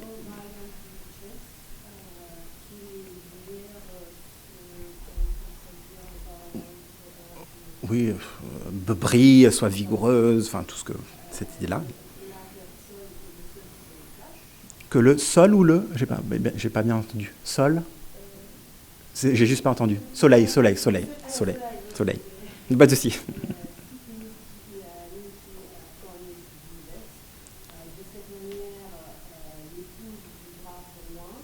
Mon épouse.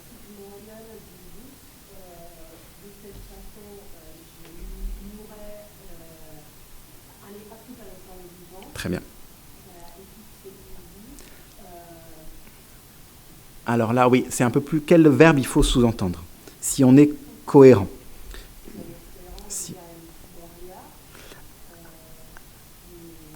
Alors, je pense que si on a d'un côté coniux, vives, mihi, et de l'autre côté on a ipse, tibi, je pense que la forme qu'il faut sous-entendre, c'est wiwam. Et ainsi, moi, pour moi-même, je vivrai, voilà, c'est un chiasme, c'est une sous-entendu, je vivrai pour toi, puisqu'il se rapproche d'elle. Voilà. Donc bon, là vous avez à nouveau ces petits bijoux de rhétorique, de stylistique qui sont voilà, un peu canoniques. Comment ? Je n'ai pas entendu. Je me demandais si on peut faire. Moi, je peux oui. Sigmoria, Mhm. Et moi aussi, vivant, vous mourrez. Oui, ça marche aussi. Ça marche tout à fait aussi. Ça marche tout à fait aussi. Ça marche tout à fait aussi. C'est vraiment... Oui. Et ipse, coniux, ça marche aussi. Oui, c'est vrai qu'on n'a pas besoin de rajouter le oui-wam. Oui, tout à fait. Donc voilà, on retrouve les mêmes problématiques, les mêmes façons d'exprimer les choses, la semi-vie, la semi-mort qui permet de rejoindre l'épouse. Alors, dans le texte d'après, c'est la même chose, c'est Macrin, donc je ne vais pas m'y attarder trop longtemps. J'aimerais juste pointer du doigt deux petites choses en termes de graphie. Au vers 3, vous avez la forme mananteis. Ça peut être très perturbant parce que spontanément en is, vous pensez que c'est un datif ablatif pluriel, alors que c'est un accusatif pluriel. Manantes, c'est les manantes lacrimas. Donc ça peut être un peu étonnant. Et au vers 6, vous avez okia. Ça, c'est assez courant, même dans le latin, un peu... Maintenant, je fais très attention quand tu es là, j'allais dire un peu bâtard du 19e, où on a des okia pour otia. Donc voilà, c'est des petites choses qui viennent très rapidement, auxquelles on s'habitue. Et il y a quand même, j'y pense, avant de passer à une dernière partie à laquelle je vais aller un peu plus vite, sur laquelle j'aimerais aller un peu plus vite. Je vais commencer cette partie-là et j'aimerais qu'on s'attarde un peu sur le grec, vraiment rapidement. Alors, la dernière partie, je vais parler un peu plus moi-même, c'est pour vous montrer, à mon avis, ce qui est le plus étonnant et le plus grand tour de force de Macrin dans ses Nénies, c'est de provoquer une apothéose progressive de son épouse, et évidemment pas une apothéose chrétienne, puisque c'est inentendable dans le contexte qui est le sien, mais une apothéose littéraire à travers des strates que j'appelle moi héroïsation, sanctification, divinisation, et je maintiens divinisation même s'il y a pas mal d'auteurs qui, à mon avis, n'ont pas lu d'assez près le texte, à quel point il utilise des mots qui ne sont pas anodins du tout. Alors, très rapidement, je ne vais pas m'attarder sur des choses trop longues. Les deux premiers textes, c'est des choses très canoniques sur l'éloge du féminin, avec des rapprochements, donc les comparationes ou les symchrises, si on emploie le mot grec, pour la louange, pour le travail encomiastique, la stratégie encomiastique. Donc, il y a un poème très, très sympathique qui compare Pénélope et Guillaume. C'est très drôle parce qu'il dit Pénélope n'a eu qu'un seul fils, Télémaque, Guillaume m'en a donné 12. Donc, c'est le même genre de truc que tout à l'heure, les 12 livres de l'Énéide ou les 12 travaux d'Hercule. Ce qui m'intéressait aussi dans ce passage-là, c'était l'importance de l'amour conjugal, de l'amour sanctifié par les lois du mariage. Donc il y a un certain nombre de figures repoussoires qu'il va mettre en avant, la figure de la prostituée, mais aussi la figure de la puella, de l'amante, de tout ce qui n'est pas sanctionné donc, par la loi d'Hyménée, comme il le dit. Donc cette idée de chanter un amour légitime, conjugal, sanctionné et aussi un amour chrétien, finalement, même s'il y a énormément de références chrétiennes, mythologiques. Pardon. Alors, le poème, le 17, c'était pour vous montrer à nouveau, il y a une surabondance, même dans les poèmes de la partie collective. Là, c'est pas Macrin qui l'a écrit, c'est un humaniste un peu moins connu, Daniel Dauge, avec la comparaison avec Cornélie, donc la mère des Gracques, Portia, la fille de Caton d'Utique et l'épouse de Brutus, Calliope, la muse de la poésie épique, Charisque, c'est-à-dire une des grâces, et effectivement, on finit sur Gélonis, qui voilà, c'est des tactiques laudatives courantes. Alors, un des points qui m'a le plus intéressé aussi dans mon texte, c'est l'importance du couple Orphée-Eurydice. Évidemment, ça s'imposait. Orphée, prince des poètes, évidemment, autovalorisation de Macrin, mais en plus, dans le contexte conjugal, aller chercher son épouse dans les ténèbres et dans les enfers, c'est aussi, pour Macrin, quelque chose d'assez élémentaire et assez important. Alors, dans le temps qui reste, j'aimerais surtout qu'on parle de ce grec-là. Donc, c'est le premier poème liminaire, ça ouvre l'œuvre. C'est un poème en grec de Jacques Goupil, qui est un humaniste, mais aussi le médecin de Guyane, et qui écrit ce texte. Et d'entrée de jeu, même si c'est de manière diffuse et non dite, on a déjà ce motif d'Orphée et Eurydice. Alors, vous avez la transcription sous les yeux, mais vous voyez que le néo-grec peut être un peu embêtant à lire. Bon, au bout d'un moment, on s'habitue aux ligatures, etc. Je vous ai mis deux sites, donc il y a un site avec le lien, et si vous tapez sur Google le texte que je vous ai mis après, vous avez deux listes qui sont assez complémentaires pour... voilà. Voilà, exactement. S'il n'y est pas déjà, c'est très utile. Alors vous voyez, je pense que le pire, c'est certainement Aoristu. Je trouve que c'est quand même le pire du pire. Mais après, on s'habitue assez facilement à ces choses-là. Et alors, pourquoi je vous dis que c'est de manière très en filigrane, c'est que, alors ça va vous paraître rien, parce que vous n'avez pas lu l'œuvre en entier, mais en plus, Goupil écrit 2 autres poèmes qui ne parlent que d'Orphée et Eurydice. Donc moi, quand je lis Alamine, Hédé, Célis, et Sphanéron Prophéreille, mais le livre, littéralement la page que voici, la ramène à la lumière, la ramène au jour. J'entends le travail poétique, orphique, de ramener l'amour qui est le sien à la lumière. C'est très ténu, mais si vous mettez ça en relation avec beaucoup d'autres choses, on le voit. Et pareil, dans le 2e poème liminaire, que je vous traduis, si les poèmes peuvent mettre en branle, émouvoir plutôt les mânes et les divinités. C'est un poème qui est apte, qui est apte à les émouvoir, qu'ont les divinités et les mânes. Donc, et là, pareil, moi quand je lis ça, je lis quoi ? Je lis Orphée, qui est capable d'ébranler les pierres, les animaux, les cœurs humains, même les dieux des enfers. Donc, et après, on met tout ça en corrélation avec tout le reste, et c'est un des motifs les plus importants. Alors, pour finir sur cette partie-là, Macrin, vous le devinez, en écrivant une œuvre complète, disséminée à travers toutes ses poésies durant toute sa vie d'homme marié, et en plus, en offrant ce tombeau littéraire à Guyonne, à Gélonis, pour sa fin de carrière, on va dire, a été taxé d'être un poeta uxorius. Uxorius, qu'est-ce que ça veut dire ? Ça veut dire trop soumis à son épouse. C'est un mot qu'on trouve par exemple chez Virgile. C'est Mercure qui l'emploie vis-à-vis d'Énée en lui disant « Hop, rappelle-toi qu'il n'y a pas que Didon dans la vie, il faut que tu fondes ce qui va être Rome par la suite. » Et on le retrouve aussi dans une note d'Horace où c'est le Tibre qui se marie avec Rhea Silvia, la mère de Rémus et Romulus, qui se voit taxée de uxorius, puisqu'il la sauve des eaux et se marie avec elle. Donc ce thème-là, il est particulièrement présent dans une espèce de correspondance. C'est vraiment l'impression que Macrin a envoyé une demande de poème à Jean Dora, donc un des grands fondateurs de la Pléiade. Dora lui dit « Ok, j'ai un petit peu traîné, mais quand même, tu chantes beaucoup ton épouse, mais je vais quand même faire quelque chose. » Et finalement, Dora fait une magnifique ode inspirée de Pindare sur Gélonis, sur la douleur, sur ces choses-là, qui est vraiment, vraiment magnifique. Donc, malgré, il est passé outre l'accusation qu'il lui faisait. Alors, il y a deux dernières choses, et après je me tais et on va manger. À la page 9, vous avez, je saute le poème 21, peu importe, même s'il est assez extraordinaire parce que c'est un moment où Macrin dit que Guyonne a été plus que simplement son épouse et le pilier de sa vie et de sa vie familiale. Il dit qu'elle s'est acquittée du rôle d'Apollon, qu'elle l'a aidé. Alors on n'a aucune trace de poème de Guyonne, ce qui est dommage et je ne suis pas sûr que ça a été le cas, mais il lui prête à nouveau dans cette espèce d'inversion des rôles assez fulgurante. Hein. Il la compare à Apollon, il lui dit que si jamais il a écrit quelque chose, c'est grâce à elle. Donc voilà, c'est vraiment un poème assez important.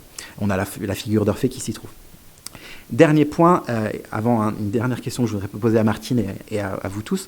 Les deux derniers poèmes du 3e livre des Nénies, donc c'est le dernier, le livre écrit entièrement en distique élégiaque par Macrin, proposent 2 poèmes où il s'explique sur le mot de Déa ou de Diwa qu'il utilise pour Guyonne.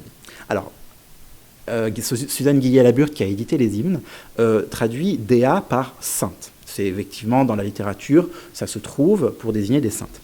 Or, si Macrin éprouve le besoin de se justifier, s'il développe des réflexions sur Cicéron et sa fille, à qui il voulait ériger un temple avec un flamine, avec un coussin sacré, etc., s'il finit la partie qu'il écrit lui-même par la juxtaposition de...